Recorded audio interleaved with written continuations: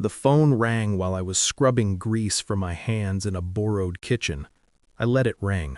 71 missed calls glow differently when your life has already been burned down once.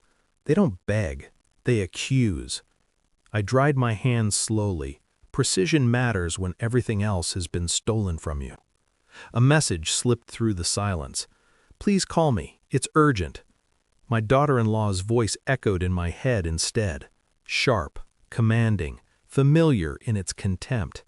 "If you want to join Thanksgiving, come wash the dishes." I had smiled when she said it, a reflex, an old survival habit. "Enjoy," I'd replied calmly before hanging up. I didn't raise my voice. I never did. Outside the window, the lake was still. Swiss stillness, the kind that feels expensive, untouchable. I hadn't sent the photos to be cruel. I sent them because truth, when delayed long enough, becomes lethal. The phone rang again. I watched it vibrate against the marble counter like a trapped insect. 6 months ago, I was a criminal. That's what my daughter screamed as officers led me away. "You're a criminal!" Her words had cut deeper than the cuffs. Now my name sat on a brass plate waiting to be mounted on a government office door. Police commissioner. Funny how fast truth moves when it finally gets tired of hiding. It started with my partner, not the affair kind, worse, the kind that wears your face while emptying your life.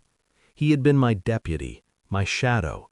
20 years of shared cases, shared whiskey, shared silence.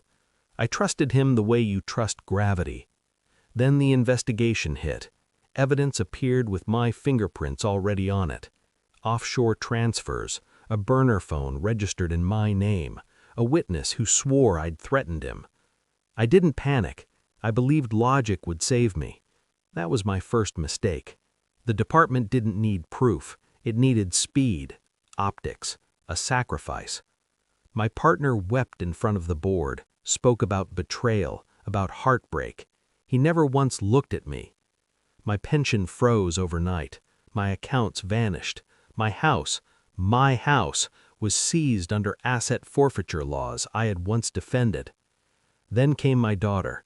She didn't ask questions. She brought papers instead, a restraining order. Her hands were shaking when she handed them to me, not from doubt, from conviction.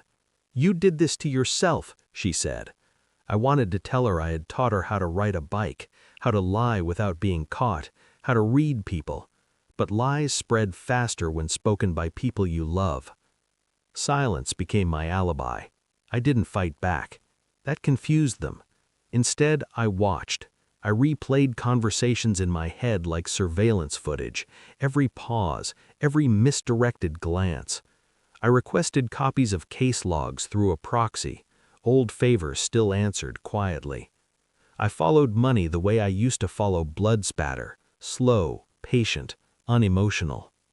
The accounts linked to me were mirrors, copies, opened 3 days after my partner had access to my credentials during a routine audit. Phone records showed calls placed while I was in meetings, with him. I learned a new discipline in those months, waiting. While the department paraded my fall, I sat in a rented room and built a map. Connections, shell companies, a mistress paid through a non-profit he controlled. He was ambitious. Sloppy ambition always leaves fingerprints. I sent everything to an independent federal review board.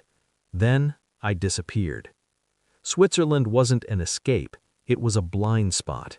When the offer came, quiet, unannounced, I read it twice.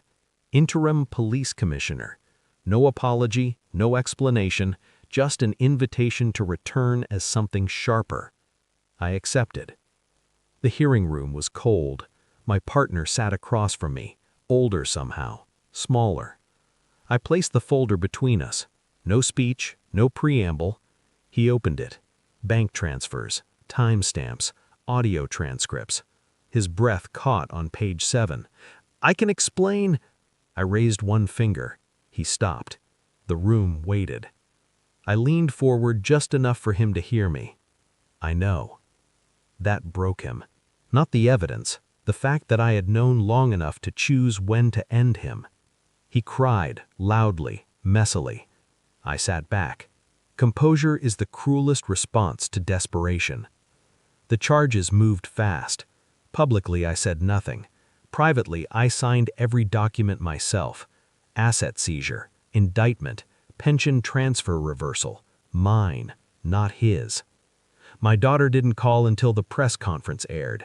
She didn't apologize. She asked where I was. When my daughter-in-law called, she laughed, nervous, overconfident. That's when she said it. The dishes. I sent the photos, the villa, the lake, the silence. I didn't answer the calls.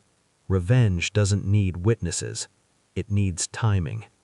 I don't hate them. Hate requires investment. What I feel now is cleaner. Distance. I walk through my office every morning, past officers who won't meet my eyes. They remember who buried me. I remember who dug themselves in my place. My daughter hasn't visited. That's fine. Some bonds only exist until tested. I sit by the lake at night, listening to nothing. Silence no longer accuses me. It confirms what I already know. They thought they took everything. They only took what I was finished needing.